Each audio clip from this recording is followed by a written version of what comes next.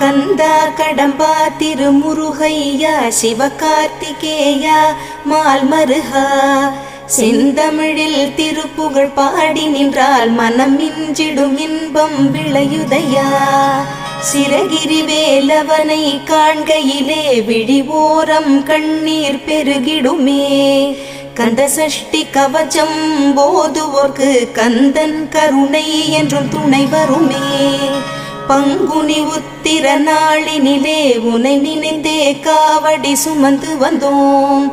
புன்னகை புரியும் ஷண்முகனே உன் சன்னதி தேடி ஓடி வந்தோம். உன் பதம் பணிவது என் தவமே, என் மனதில் நிறைந்திடும் உன் முகமே. ஷண்முக பிரிய குஹ குரு சரவணனே வந்தே இன்னருளை தர வேண்டும். தென்பழனி மலையில் ஆண்டி முகம் சென்னி